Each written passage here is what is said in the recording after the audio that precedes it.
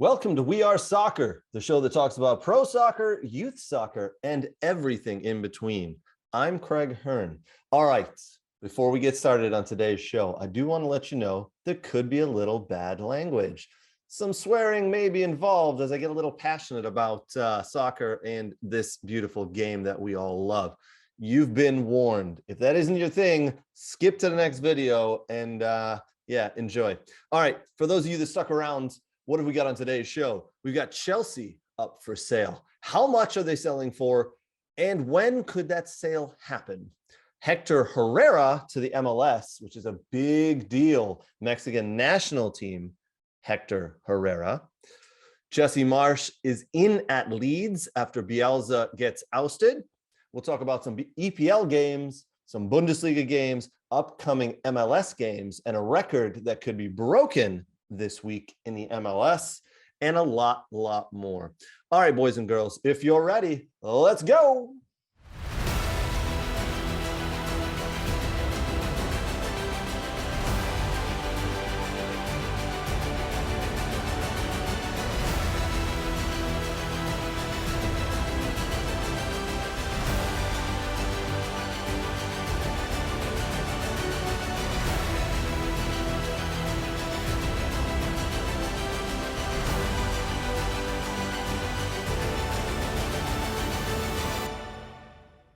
All right, guys, let's jump in.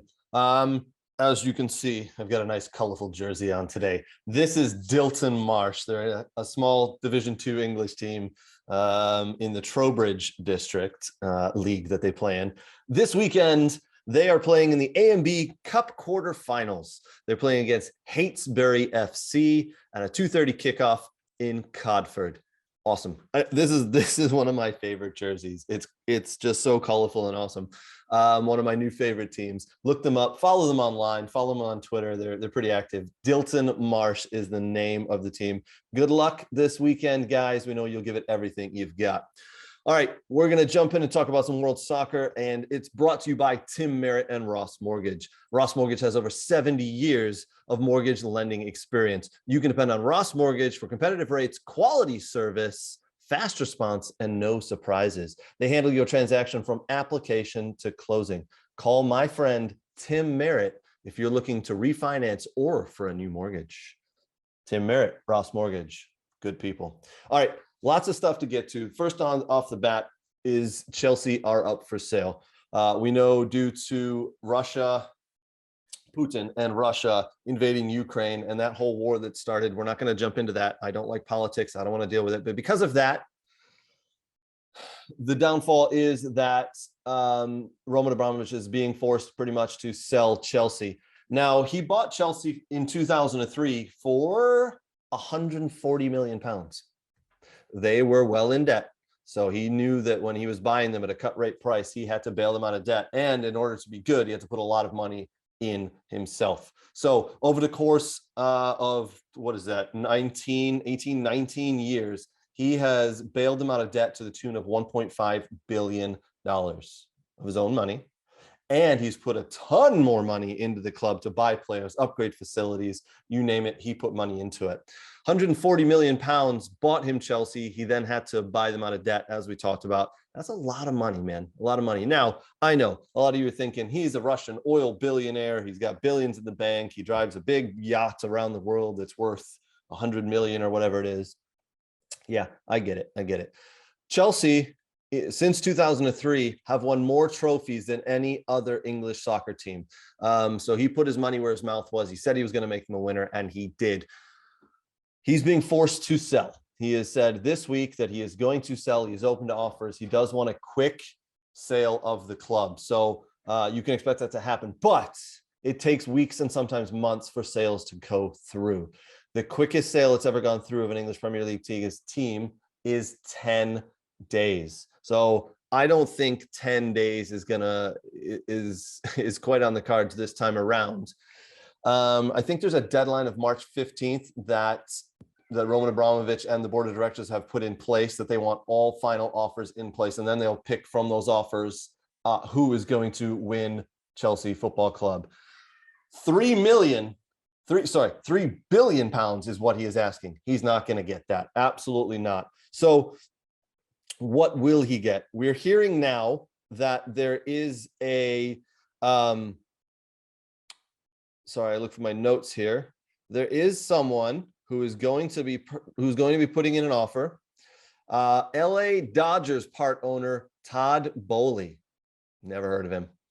Boehly is working with Swiss billionaire Hans-Jörg Weiss and at least one other businessman to submit an official proposal ahead of the March 15th deadline imposed by New York-based firm Rain Group, who have been appointed to take care of the sale. It is believed that Boehly and his group, it's believed that Boehly, who is estimated to have a net worth of 4.7 billion pounds, that's $6.2 billion, was prepared to pay around 2.2 billion pounds for Chelsea.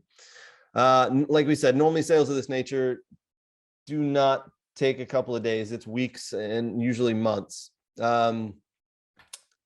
So there's not going to be no quick sale. Another thing to note about this, Abramovich has come out and said that after he sells the club, they do the accounting. He will donate net proceeds from what he makes to the sale of the victims, from the sale of the club to the victims of the war in Ukraine. So kind of an honorable thing for him to do there. I applaud that. Hey man, he's going to take what he put into the club, take that back, and any money he's made from it, he's going to take that and give it to the victims that have suffered in the war due to Putin and Russia invading the Ukraine. So good for him. Now let's get down to the soccer side of things. Like we said, it's going to take a while for the sale to go through. I'm telling you right now, Chelsea fans, this is not a good thing for your club. There is no way in hell that Chelsea is going to be the team that they've been for the past 18 years. It's just not going to happen. A new owner is going to come in. He's going to want his own board. He's going to want his own people. They're going to do things differently. This game is about making money to these new owners. All right. They're in it to make money. Abramovich was never really in it to make money. He just wanted a little toy to play with. And everybody, for the first 3 or 4 years, when Abramovich bought it, we all said the same thing. How long till he gets bored? Yeah, he's poured all this money into it, but how long before he gets bored and he sells it to make some money? Well, 18, 19 years on, he didn't. And he's won everything. He's won everything. He's changed managers in order to win. He's bought players in order to win. He's put money, effort, time in to win. He is, whether you like it or not, has been a great owner for Chelsea. New owners, I guarantee they are not going to be the owners that Abramovich has been. It's just not. That's a lot to live up to. There are owners in the Premiership that want to make money out of this. Their club. There are owners in the Premiership who don't care about it. They just have it to be able to say they own a soccer club. That's, in my opinion, where the new owners, whoever they may be, of Chelsea are going to fall. I don't see them putting the same amount of time, effort, and money into Chelsea that Abramovich has done. It's not going to be a good thing. You guys are so used to winning things. You're so used to just being in the top four.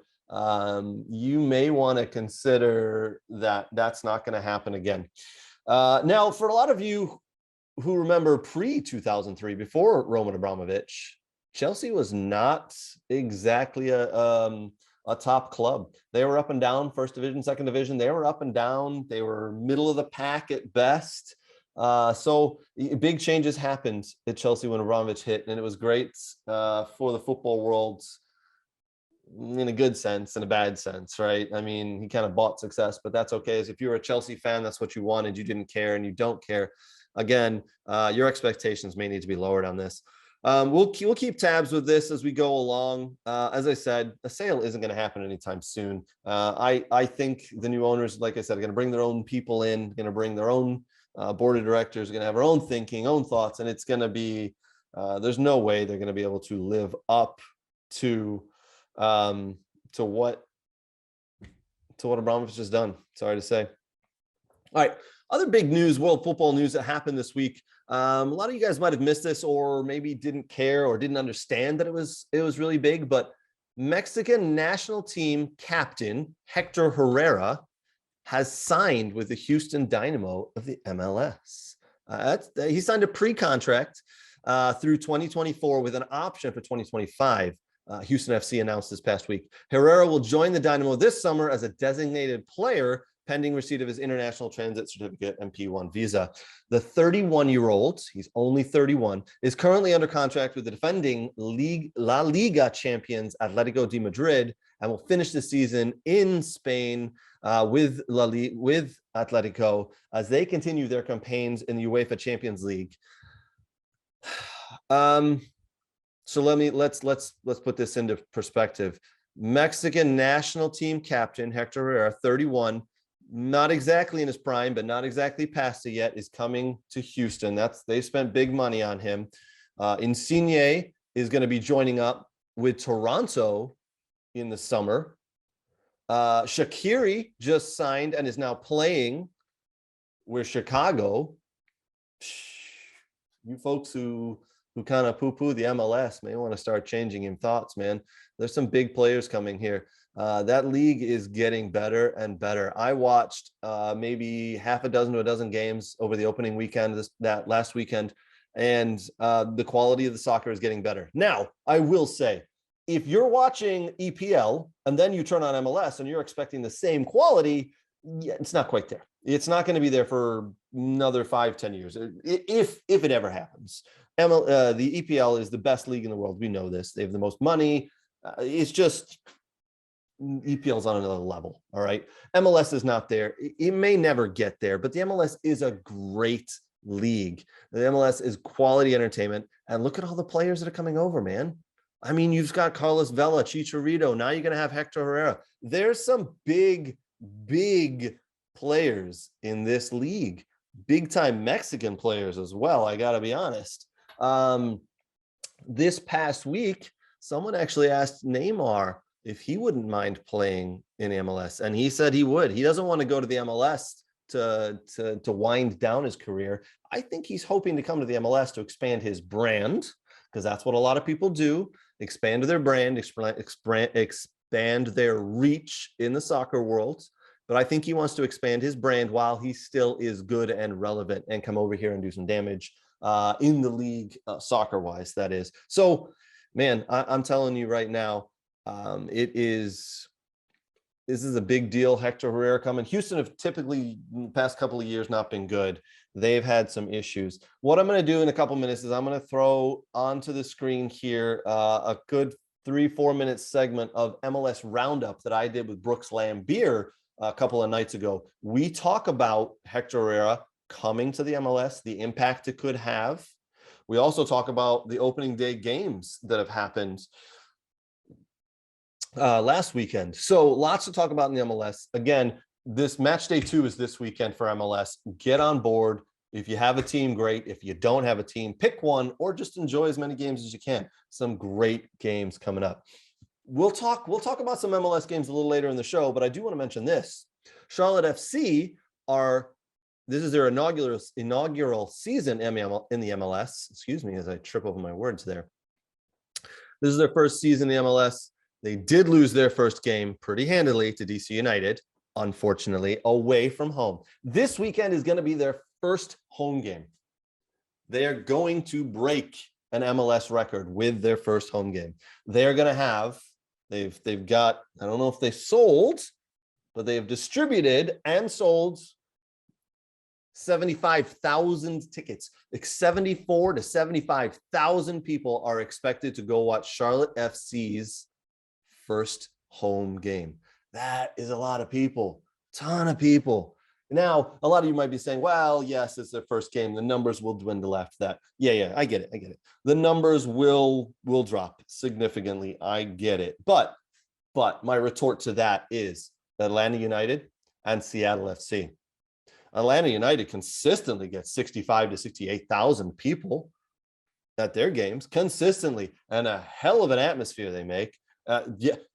Atlanta has a football team, a basketball team, a baseball team, a hockey team, and a soccer team, and the soccer team still sells that stadium out. 65,000 people for home games. So don't tell me that the market is small, because that's a big market down there. Now, Seattle, that stadium holds 65 or something like that, Lumen Field. This opening weekend, it was a little rainy up there in Seattle. Nashville we're visiting.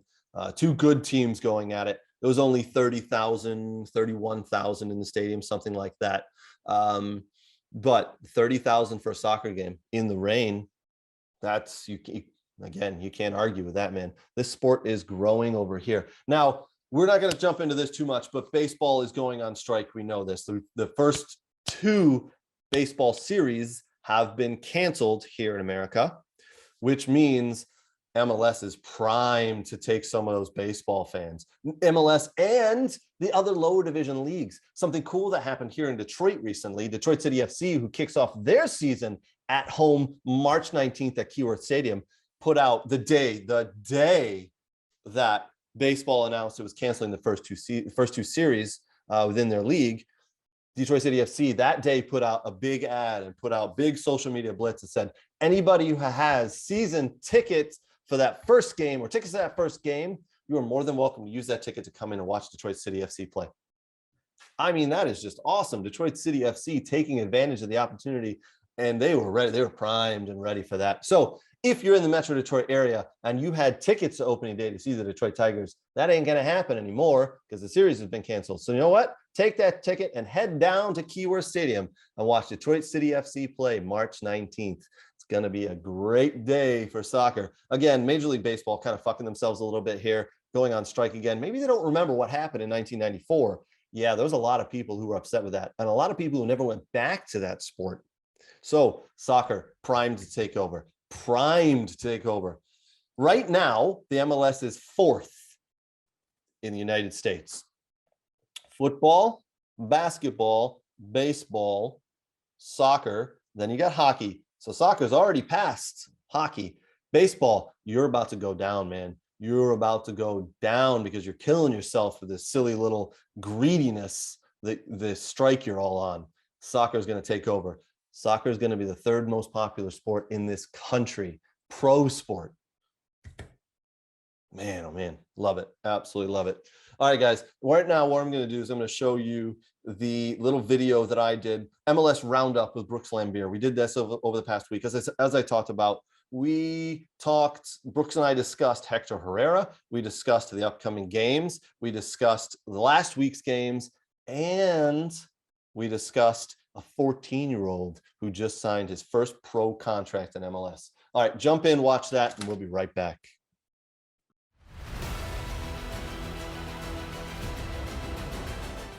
Welcome to MLS Roundup from We Are Soccer. I'm Craig Hearn, and as usual, I'm joined by Soccer Syndicate scout Brooks Lambier. Today, Brooks and I are going to be talking about the Hector Herrera signing for Houston, and then Maximo Carrizo, the youngest signing in MLS history at 14 years old. We're going to dive into that a little bit. We're going to talk about some of the games that happened at MLS opening weekend, some of the games that stuck out to Brooks and I, and then we'll finish up with if John Brooks could be heading to the MLS, and if so, where would be a good landing spot? All right, Brooks, lots to get to today, as you can see. How have you been, man? We're in the middle of the week. It's kind of, the sun's coming out. The springs looks like it might be coming here in Michigan, hopefully soon. But how are you, and how's the week treating you, my friend? Oh, good. Been busy. Soccer. So, I mean, obviously, we watched a bunch of soccer this weekend as we were talking before we started filming this, and MLS and Bundesliga and all that fun stuff. So, it's fun to have soccer back. I mean, we can literally waste an entire weekend and 2 whole days of just watching soccer in every possible league that ESPN Plus, gives us, right? I mean, man, this weekend was absolutely nuts for me. Besides the 2 soccer games my kids had, I watched soccer on Friday, Saturday, Sunday. I think I watched 15 pro games, maybe more, across 4 different leagues. So I know I'm not soccered out, but my wife was pretty upset about that. So yeah. All right, man. I do want to quickly note that this video is going to be today brought to you by Tim Merritt with Ross Mortgage. Tim Merritt has, with Ross Mortgage, over 70 years mortgage lending experience. You can depend on Ross Mortgage for competitive rates, quality service, fast response, and no surprises. They handle your transaction from application to closing. You'll find their information below. So if you're looking to refinance or if you're looking for a new mortgage, jump in and hit up Tim Merritt at Ross Mortgage.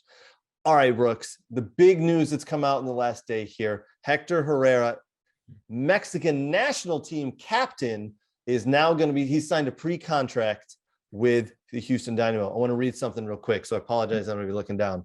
Yep. Houston Dynamo FC have signed Mexican national team captain Hector Herrera to a pre-contract through the 2024 season with an option for 2025.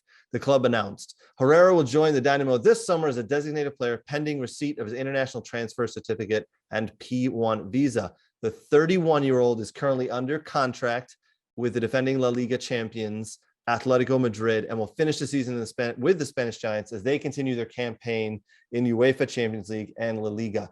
I actually just watched them play this past weekend, and I'm not kidding. It crossed my mind. He's 31. He's done a hell of a job in La Liga and with Atletico. It's at some point he's going to say, I'm going to change leagues here and slow it down a bit. I thought maybe you just head straight into Liga MX, but I figured maybe there's a chance at MLS. Lo and behold, a couple of days later, we get this news today that Houston Dynamo have signed him. That's a great signing. That is a phenomenal signing for Houston, is it not? Yes, it is a phenomenal signing. And if anyone's listening to anything that Pat Onstead has said, whether it's via radio show, podcasts, news articles, quotes in the news articles, is that being in Houston and being so close to Mexico, signing a player of that caliber from either Liga MX or that is with the Mexican national team or has been a big part of the Mexican national team with the, just with the Hispanic community down in Houston is something they wanted to do. They wanted to make a signing that, with the player that represents the community, much like LAFC did with Carlos Vela. Yeah. Someone that can relate to the community and draw fans and be a solid person for that community. So that looks like what Houston's doing with Hector Herrera. And Pat just, he wants to bring the Houston Dynamo back to where they were when he played with them. And listen, Houston was one of the best teams in the early 2000s. I mean, they were making it to Western Conference Finals, MLS Cups, always in there for US Open Cups. It's just kind of slipped the past couple of years. And no joke, this new owner that they have, who's a real estate guy who bought the team and obviously Pat stepping into the GM and getting rid of the old one, they've really, they're willing to spend money. They're willing to spend money and they're willing to do what it takes to put a team on the field that draws fans and makes them contenders for the Western Conference. So, this is great for Houston and this is what we want to see. And it's not, I wouldn't say this is like Atlanta United or, LA Galaxy money we're talking about, buying, top European, EPL players and such. And, or in this instance, Atlanta going after the South American players, but, it's making smart moves with money that bring players in that can contribute to the team. Now they probably need a few guys around Hector Herrera. Yeah. I think the one thing people underestimate about MLS is they don't understand, which you should go watch a game live, is how athletic and fast it is. It is very athletic and fast. It may not be as super technical as La Liga or very, I mean, there are coaches that are big on formation and tactics, like the Serie A and La Liga, but it's not as technical. All right. Hopefully you guys enjoyed that. To watch the rest of the video, go ahead and jump on any of the social platforms that we're on. You can find We Are Soccer on YouTube, on Facebook, on Twitter, Twitch, you name it, we're on it. Go ahead and check us out. And then you can find that video specifically on YouTube, and Facebook is where we post a lot of the videos that we do. We also do a Bundesliga chat time, which we'll talk about a little bit later. All right.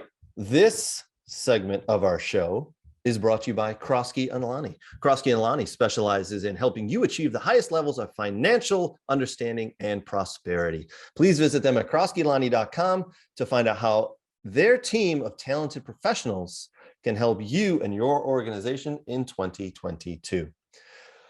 All right. So as you saw in or heard in that video with Brooksline Beer, there's a 14-year-old kid who's signed with NYCFC. 14 years old. Now you may be thinking, all right, what is he, like the next Freddie Adu? What's going on here? Yeah, he's probably better than Freddie Adu. So Maximo Carrizo, 14 years old, on his 14th birthday, NYCFC went ahead and signed him to a contract because he is good. But no, do not tune into NYCFC this week and expecting to see Maximo Carrizo, the 14-year-old, playing, because that ain't gonna happen.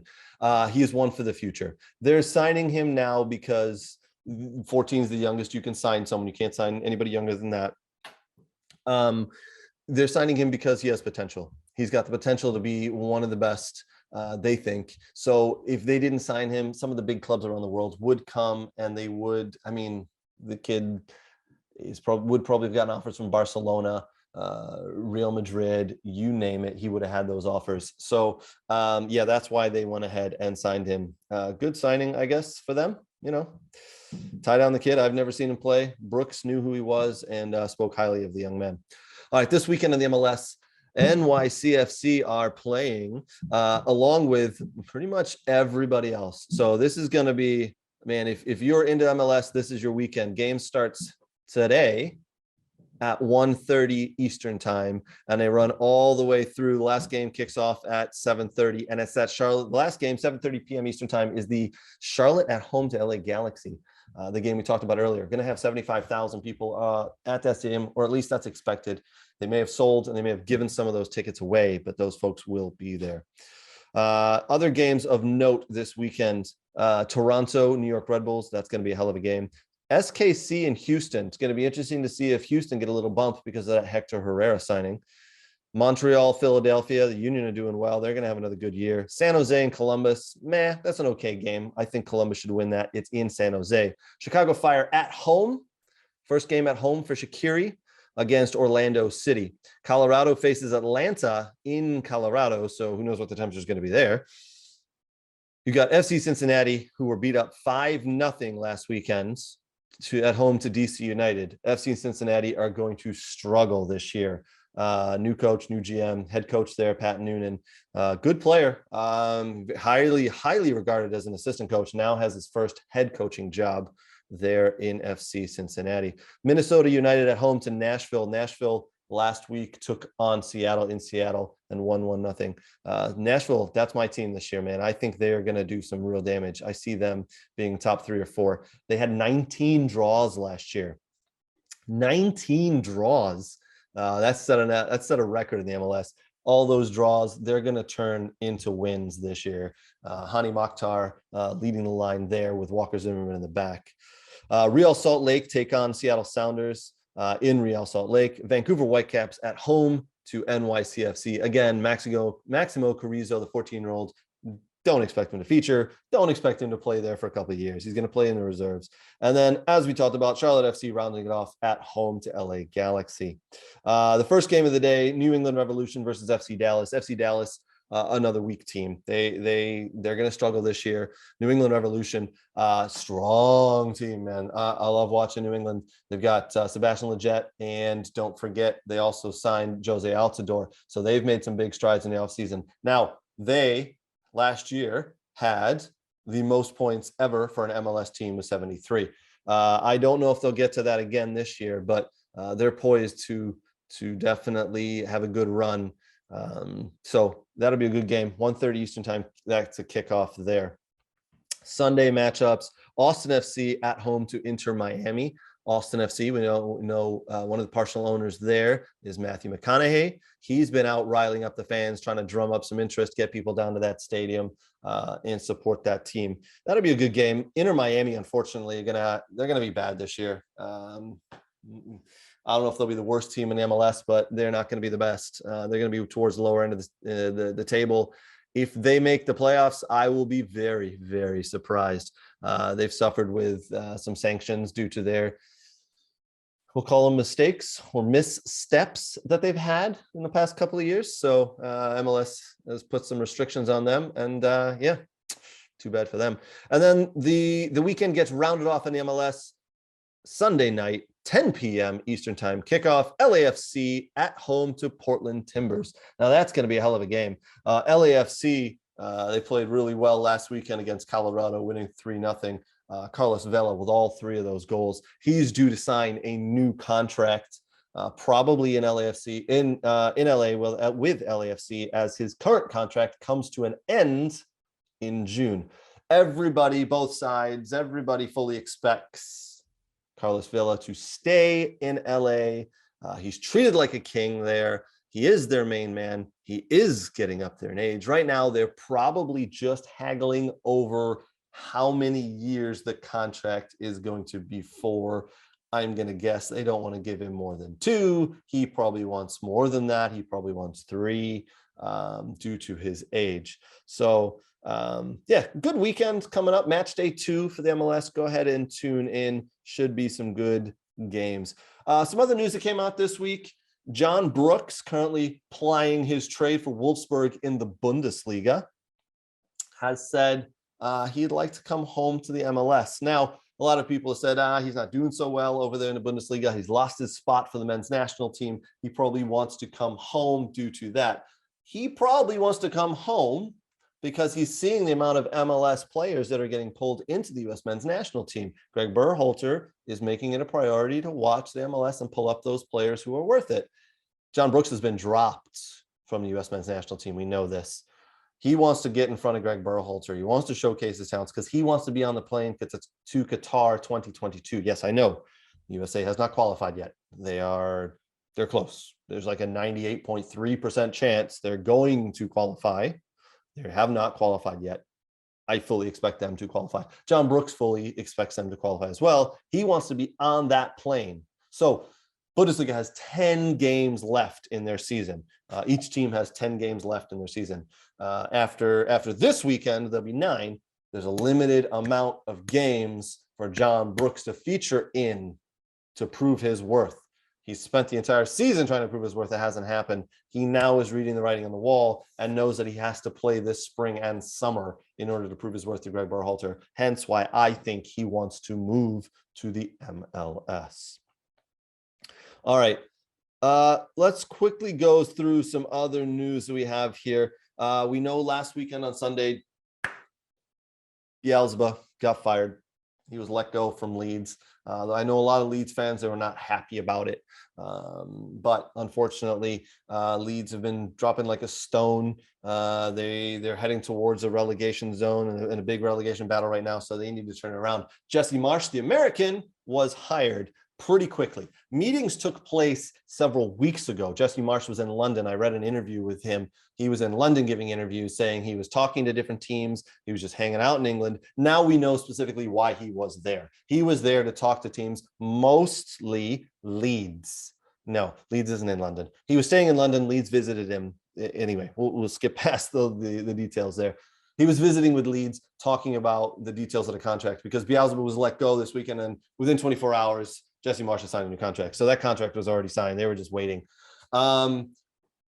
It's a great thing for Jesse Marsch. It's great. I hope he does well. I really do. It's funny though that the Ted Lasso stigma keeps coming back when American coaches sign. It's actually terrible. Ted Lasso is such a great show as well. Jesse Marsch, he was under Ralph Rangnick for a little bit at Leipzig and that whole thing. Jesse Marsch is a really good coach. I hope Leeds fans, I hope a lot of fans in the world give him the time, give him the opportunity. Listen, give him the rest of the season. He'll keep Leeds up. Absolutely 100%. He's going to keep Leeds up. They're too good to get relegated. I hope he does well. I hope he gets some money in the summer window to spend, bring his own players in. It's unfortunate how his career's kind of gone, but now this is a step up for him. This is great. This is a great thing for Jesse Marsch. So good for him. Good for Leeds. I think this is a nice little partnership, we'll call it, a little marriage for Jesse Marsch and Leeds. I think it's going to do very well.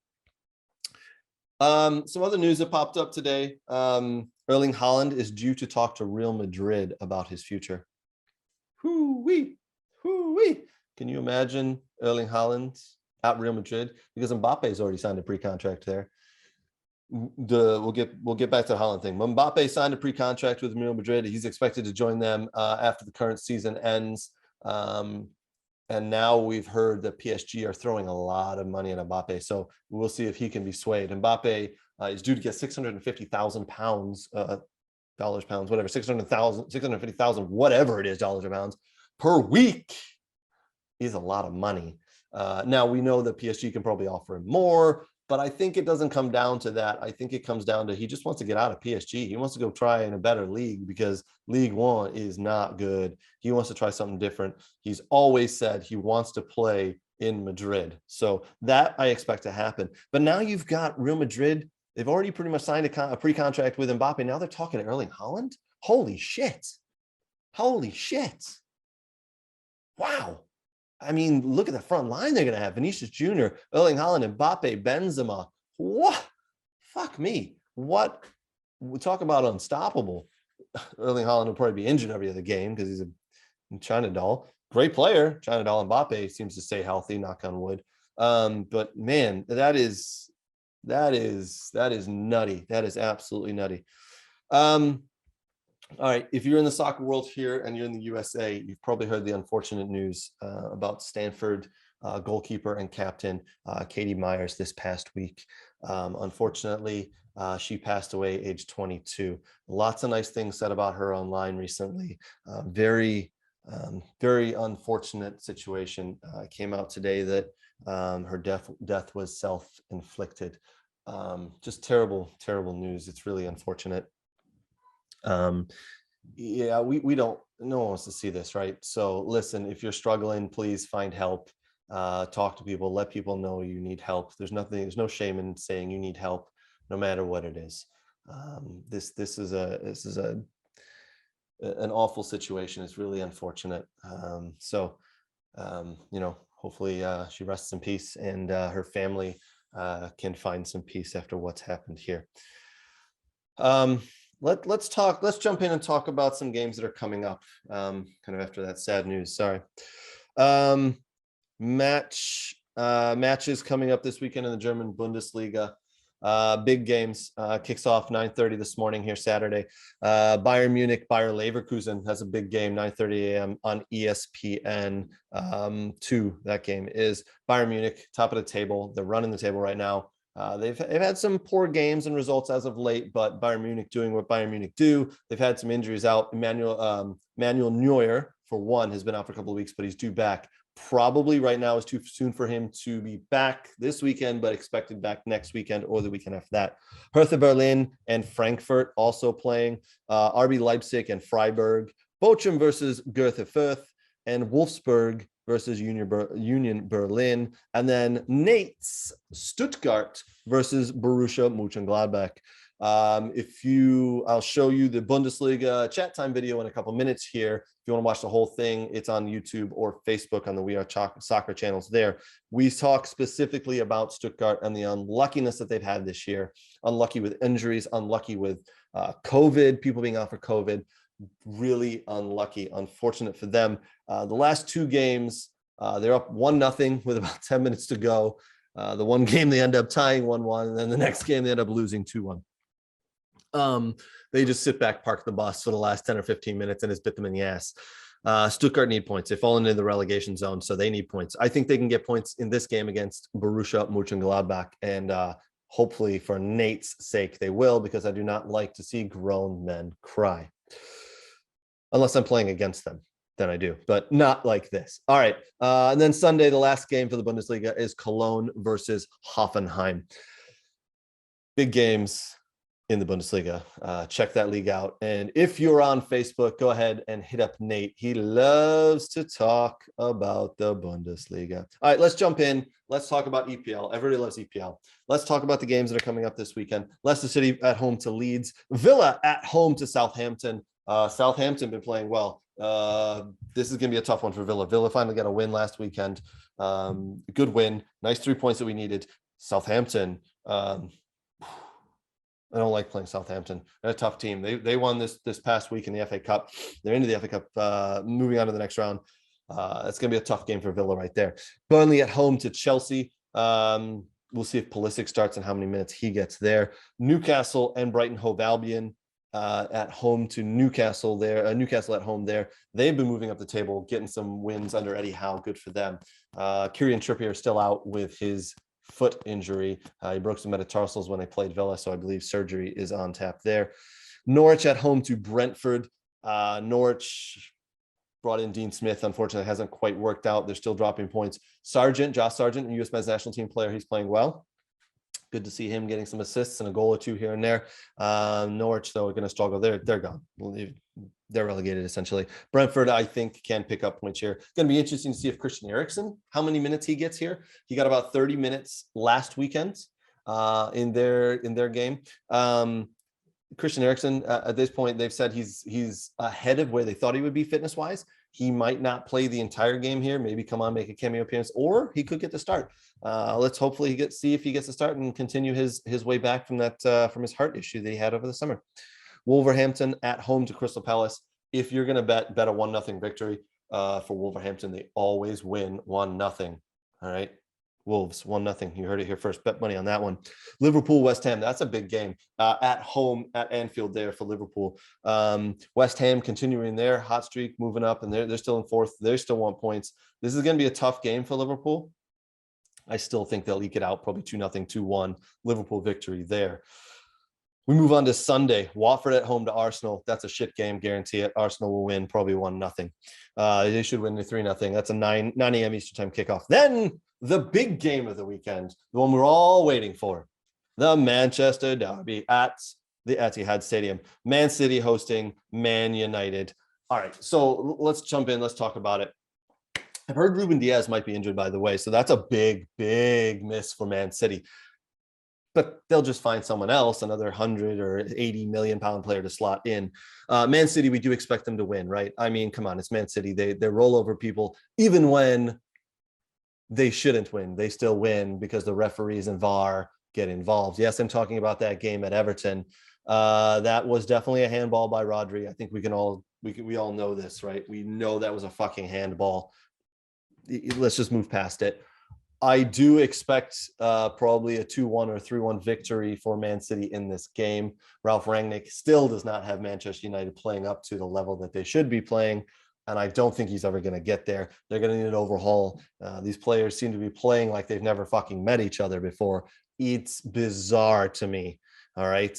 Man United coming into this game. If it wasn't for David De Gea, Man United would probably be a mid-table team right now at best. David De Gea is having a hell of a season and has saved Man United's asses many times. Harry Maguire, yep, he's bound to make 2 mistakes and have every Man United fan in the world be pissed at him. So there's 2 goals for Man City right off the bat. Again, I think this is going to be 3-1, maybe 2-1 to Man City. It will be a good game because it's a derby game, and anything can happen.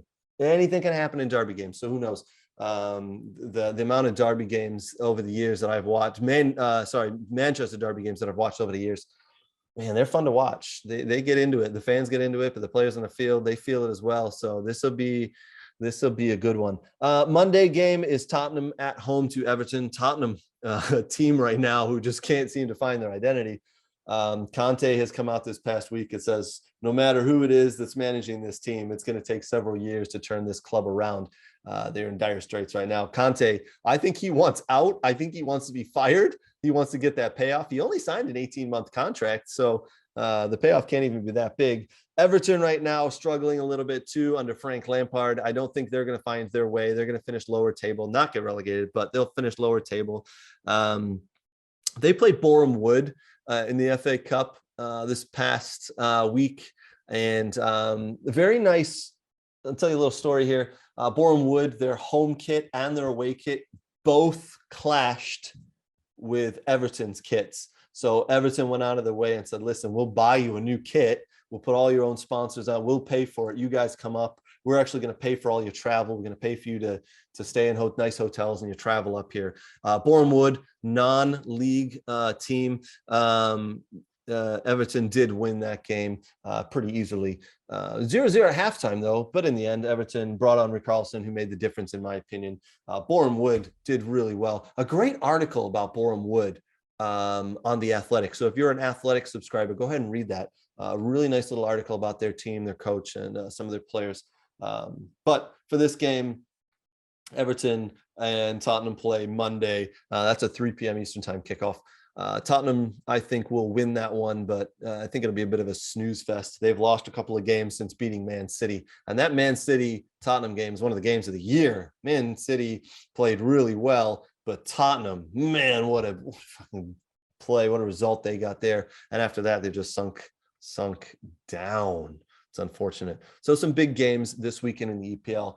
As noted, the number one game there has got to be the Manchester Derby. That is an 11:30 a.m. kickoff, Eastern time kickoff on Sunday. All right, go ahead and watch as Nate and I talk about the Bundesliga here. We'll be back in a couple minutes.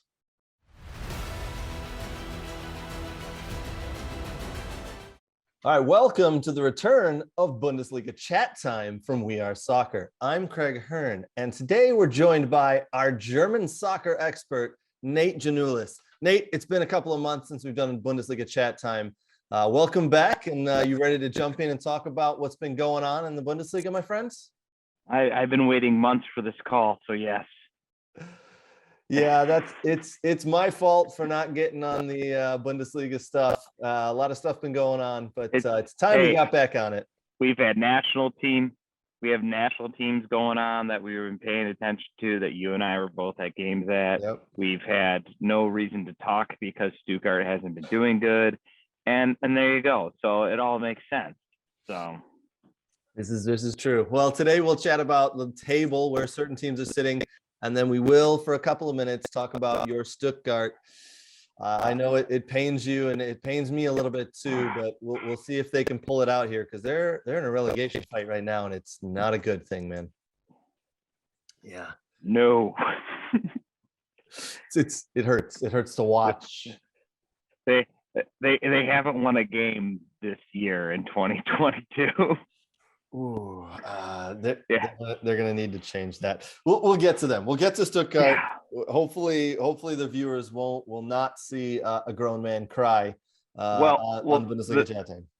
The 2 or 3 viewers that decided to turn in to actually listen to about Bundesliga, I have a special statement right before we start with Stuttgart. A special We Are Soccer official Nate Janulis statement that I'm going to make.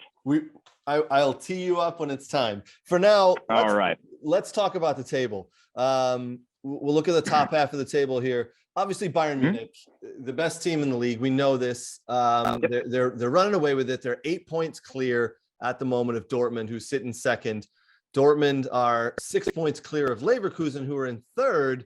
And then where it gets a little bunched up with Leipzig, Freiburg, and Hoffenheim all tied for fourth on 40 points. Goal difference is separating them there, but it's a close battle for fourth. Give me your thoughts on the top half of the table. So if you've been paying attention, which I have, Bayern Munich is basically only at the top of the table because all the other teams below them have been basically crapping the bed anytime they've been given a chance to jump points. So Munich has had a lot of injuries and a lot of defensive issues. They decided, for whatever intelligent reason, to sell one of their better center backs, Sol, because he didn't want to be on the team anymore. So he leaves at the end of this year, but he's still on the team, which is almost kind of like a bad idea. Sure. Because you always got to wonder if he's really going out there, giving it his all. He's going to Dortmund starting next season. So good pickup for Dortmund. Actually needs center backs. McKenna hasn't lived up to what he's supposed to be. Right. Leo Goretzka has been injured. Alphonso Daisy has been injured. Muller's out with COVID. And topping all off, Manuel Neuer hasn't played because of knee surgery. Yep. So when you wrap all that on, they really, really have been struggling. Now, at the same time, every time they drop points, has managed not to jump ahead. So they had an opportunity last week to beat Augsburg up and managed to pull out a tie for a team that's also struggling in a relegation battle. So it's been just back and forth. So yeah, right now Munich is sitting ahead, but it's not because Munich has really been that dominant. If you look at the last 3-4 games, it's more or less because everyone else, when they're given the opportunity, they decide to kind of lay an egg. Yeah. Yeah, they've had some results that haven't gone their way in the past several weeks where they've lost some games. All right, to finish that video, go ahead and jump on the We Are Soccer YouTube channel or Facebook channel. You can find the rest of that Bundesliga chat time video with Nate and myself.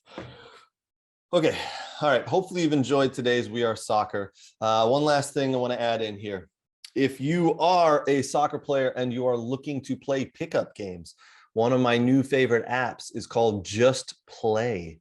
So download it and you can find local pickup games around wherever you are. I know in the Metro Detroit area, it's pretty big. And also in the New York area, it's really big as well. Games are like 10 or 15 bucks. You sign up, they put you on a team, you play. It's absolutely brilliant. I've been out there, I've done it. Absolutely highly recommend Just Play. Download the Just Play app from the App Store. Again, it's just pickup games, man. If you've got an open night, got an open day, and you want to go out and play, there's games available. They got 6v6, 7v7, 11v11. They got leagues starting up as well with some awesome jerseys. I got a sneak peek at all the jerseys they're going to be playing and giving away with part of the league. Awesome. Absolutely awesome. So go ahead, download the Just Play app if you're looking to play pickup soccer. All right. Kids, if you're looking to get better at soccer, here's some little tips that I like to give out. I was a pretty good player as a youth myself. So some of the things I did was kick a ball against a wall for 5 or 10 minutes a day. Just you and a buddy, or you and a wall, a ball, just 5 minutes, 10 minutes a day, back and forth. Put the ball against the wall, back and forth, nice and easy. Left foot, right foot, left foot, right foot. And then a little jump roping. Jump rope for 5 or 10 minutes a day. You'd be surprised at how quick the muscles in your ankles or knees and your legs build up. Man, I tell you, it'll get you sweating, but it builds up those muscles. All right, builds it up. And then go out to a soccer field, man. Just go out to a field, put the ball in the net, get a buddy, play some goal, one-on-one, just on a field for a little bit. Kids, you got to be on the ball. Listen, going out and doing soccer practice twice a week for an hour and a half with your team, that's great, but you got to do more. You got to want to do more than that. So, I mean, in the basement, outside, get a ball, juggle on the driveway, find a wall, back and forth, just, 3-4 feet, 5-6 feet, little intervals, 5-10 minutes a day. I'm telling you, kids, the little things, you put in those little bits of work, you will get better. If you follow us on Twitter, there are several players who we retweet and we share their stuff when they give little training tips. Highly recommend following them. One young lady, Sloan Phillips, she puts videos of herself in her backyard kicking a ball into a net. She receives the ball, she turns, top corner. Receives the ball, turns other way, top corner. Solid, man. I'm telling you what, I love videos like that. Watching kids work in the backyard on their soccer skills. Awesome. So if you do that, if you're watching this and you want to share those videos with us, please tag us, share them to us. We will share them as well. We love those videos. All right, guys, that's going to wrap us up from this weekend. If you want to continue this, jump on the We Are Soccer Facebook group. We have over 1,300 people on the Facebook group. The great interactivity about the games, about thoughts, about memes. We got it. You name it. It's a great group. All good stuff. Jump on there. Thank you again to our sponsors, Kroski and Lonnie, Tim Merritt with Ross Mortgage, and the Just Play Soccer app. Very much appreciate the support, guys. All right, until next week, adios.